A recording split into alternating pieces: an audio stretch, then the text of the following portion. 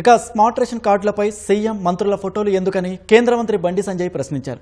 దాదాపు 2 కోట్ల మందికి కేంద్రం ఉచితంగా బియ్యం ఇస్తోందన్న ఆయన మరి రేషన్ కార్డులపై ప్రధాని మోదీ ఫోటో ఎందుకు పెట్టలేదని ప్రశ్నించారు.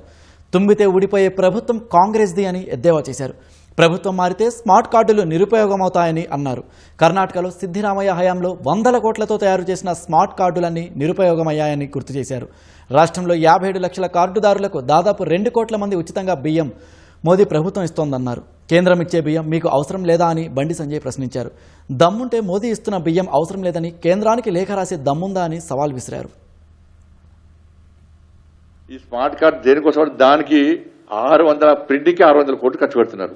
ఈ తెలంగాణ రాష్ట్రానికి ముఖ్యమంత్రి శాశ్వతం కాదు, ఆ సంబంధిత మంత్రి శాశ్వతం కాదు. ఇప్పుడు మొన్న కర్ణాటకలో కొట్టించింది. కర్ణాటకలో ఏమైంది? సిద్ధరామయ్య రాజీనామా చేసిండు, కొత్త ముఖ్యమంత్రి వచ్చాడు, శివకుమార్ వచ్చాడు కదా. ఆ కార్డులన్నీ వేస్ట్. 600 కోట్లు వేస్ట్. ఇప్పటికే అప్పుల పాలైనం. ఎందుకు పెట్టాలో ఫోటోలు ఎందుకు పెట్టాలి? 600 కోట్లు తిరిగి పర్మనెంట్ రాష్ట్ర ముఖ్యమంత్రి గారికి కదా, సంబంధిత మంత్రి పర్మనెంట్. గతంలో కేసీఆర్ ప్రభుత్వం 200 కోట్లు ఖర్చు పెట్టింది. ఒక్క రేషన్ కార్డు, ఆ రేషన్ కార్డు మూలపడిచింది. 200 కోట్లు నాశనం అయిపోయినాయి. ఇవాళ మీరు కార్డు ఫోటో పెట్టుకోవడం కాదు, నరేంద్ర మోడీ గారు ఎందుకు పెడతలేరు? వాళ్ళు ఎంత దుర్మార్గం అంటే, బియ్యం ఇచ్చేది నరేంద్ర మోడీ గారి ప్రభుత్వం.